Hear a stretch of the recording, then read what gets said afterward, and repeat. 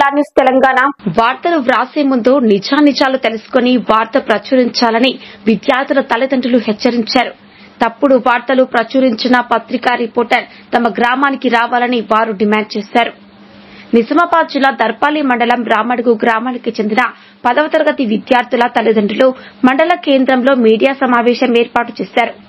ఈ సందర్భంగా వారు మాట్లాడుతూ రామడుగు గ్రామంలో 10వ తరగతి పరీక్షలు వ్రాయిచున్న విద్యార్థుల తల్లిదండ్రుల దగ్గర ఓ ప్రైవేట్ స్కూల్ యజమాని 5,000 రూపాయల డబ్బులు వసూలు చేసినట్లు ఓ పత్రికలో వచ్చిన ఆరోపణలను విద్యార్థుల తల్లిదండ్రులు తీవ్రంగా ఖండించారు. తాము ఎవరికీ రూపాయి ఇవ్వలేదని, తమను ఎవరూ డబ్బుల కొరకు డిమాండ్ చేయలేదని వారు స్పష్టం చేశారు. వార్తలు వ్రాసే ముందు నిజానిజాలు తెలుసుకోవాలని వారు తీవ్రంగా విమర్శలు గుప్పించారు. తప్పుడు వార్తలు వ్రాసిన వారిపై కేసు నమోదు చేయాలని స్థానిక పోలీస్ స్టేషన్లో ఫిర్యాదు చేయనున్నట్లుగా వారు తెలిపారు. వార్త వ్రాసిన పేపర్ యాజమాన్యం తమ గ్రామానికి రావాలని వారు డిమాండ్ చేశారు. లేని యెడల తప్పుడు వార్తలు ప్రచురించిన వారిపై కఠిన చర్యలు ఉంటాయని వారు హెచ్చరించారు. కార్యక్రమంలో విద్యార్థుల తల్లిదండ్రులు తదితరులు పాల్గొన్నారు. ట్రిపుల్ ఆర్ న్యూస్ ప్రతినిధి సురేందర్, మండలం దర్పల్లి, జిల్లా నిజామాబాద్. గత వారం రోజుల నుంచి రామడుగు స్కూల్ గురించి మాట్లాడుతున్నారు. ప్రైవేట్ క్లాస్ నైట్ క్లాస్ పెడుతున్నారని చెప్పేసి వాళ్ళ మీద కంప్లైంట్ చేసి నైట్ క్లాస్ పెట్టకుండా ఆ విధంగా చేస్తున్నారు.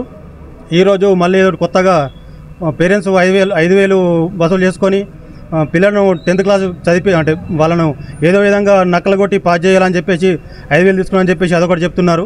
ఇవన్నీ ఫేక్ న్యూస్. మేమందరం పేరెంట్స్మే, ఎవరికి ఏం డబ్బులు ఇవ్వలేదు. వాళ్ళు కావాల్సుకొని ఏదో అంటే స్కూల్ పైన వాళ్ళు ఏదో పర్సనల్గా వాళ్ళ గొడవలు ఏమంటే పర్సనల్గా చూసుకోవాలి, కానీ స్కూల్ పైన రుద్దడం, పిల్లల పైన రుద్దడం, మా పిల్లలకు ఏదైతే శ్రద్ధ ఉందో ఆ శ్రద్ధను తోటి వాళ్ళే పాస్ అవుతారు. కానీ వీళ్ళు ఎవరైతే ఉన్నారో వాళ్ళ దుర్మార్గమైన చర్య ఇది.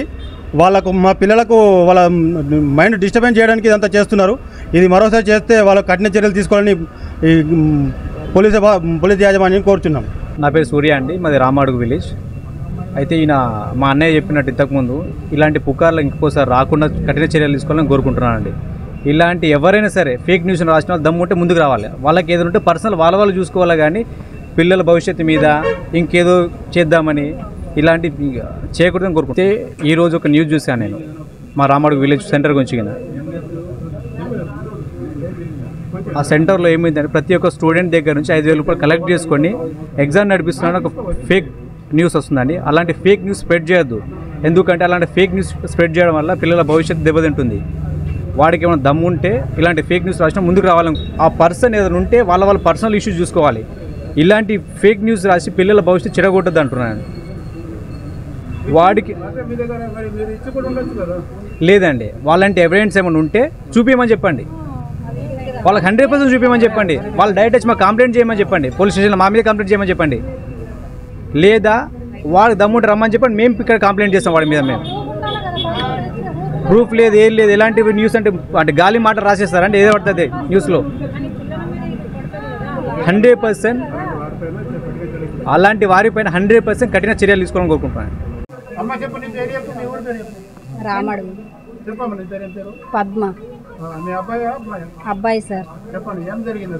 మేము ₹1 ఇవ్వలేము సార్. వాళ్ళకు చిట్టీలు అందిస్తున్నారు. వాళ్ళ చిట్టీల కోసము 5,000 అడిగినరు సార్ అని.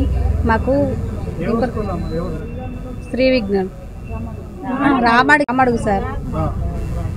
మేము ₹1 కూడా అందియలేము సార్ సార్కి. లాస్ట్ మూమెంట్లో మా పిల్లలను ఏం చేయాలనుకుంటారు సార్ వాళ్ళు? వాళ్ళు పిల్లలకు ఇబ్బందే కదా సార్. మన పిల్లలకు వాడేవాడు మరి మా దగ్గరకు వచ్చి ఎంక్వైరీ చేయలే కదా. దాంట్లో ఏం రాసిండమ్మా, మీ దగ్గరకు వస్తే మీరు పైసలు మేము ఇయ్యమన్నాము, డిమాండ్ చేస్తున్నా చెప్పి రాసిండు. మేము చూసినాము. మీ దగ్గరకు వచ్చి డబ్బులు అడిగిందా? అడగలేరు సార్. మమ్మల్ని ₹1 కూడా అడగలేరు సార్ వారు. సార్ మమ్మల్ని మేము ₹1 కూడా ఇవ్వలేము. ఎంతమంది ఉంటారమ్మా మీ ఊరు 10th క్లాస్? 45 మెంబర్స్ ఉంటారు. 45 మెంబర్స్ ఉంటారు. 45 ఎవ్వరు ఇవ్వలేరు సార్. ఎవరు ఇవ్వలేము సార్. మేము అలా కఠిన చర్యలు తీసుకోవాలి సార్. బయటకు రావాలి కదా సార్. మరి ఇచ్చిన వాడు రాసిన వాడు బయటకు రావాలి కదా సార్. మా ముందుకు రమ్మని సార్. మా ముందుకు వస్తే మేము ఏం చేస్తామో చూస్తాం. రామడు స్కూల్ నుంచి వచ్చినాం సార్. మేము విలేజ్ నుంచి. మా పిల్లల భవిష్యత్తు ఖరాబ్ చేయాలని వాళ్ళందరూ పన్నాగంతో చేస్తున్నారు సార్ ఇదంతా. ఏం జరిగిందమ్మా? ఎందుకు సార్ మాకు 5,000 ఫీజు అడిగిండ్రు సార్ నక్కల గురించి అని, ఎవరో పుకాలు రేపిండ్రు. వాళ్ళు ఎవరో మరి ఇచ్చిన వాళ్ళు ఎవరో రాసిన వాళ్ళు ఎవరో వాళ్ళు మా ముందుకు రావాలి, మా ముందుకు వచ్చి వాళ్ళు అడగాల. మమ్మల్ని అడిగితే అప్పుడు ప్రూవ్ చేస్తాం కదా సార్. వాళ్ళకు ఏదో గాలి మాటలు రాసి పిల్లల్ని భవిష్యత్తును ఆగమాగం చేస్తుండ్రు. ఇప్పుడు మేము అక్కడి నుంచి ఇక్కడికి ఎట్లా వచ్చినాం సార్? ఇక్కడికి చెప్పండి, వాడు ఎవడు బయటకు రావాలి అంతే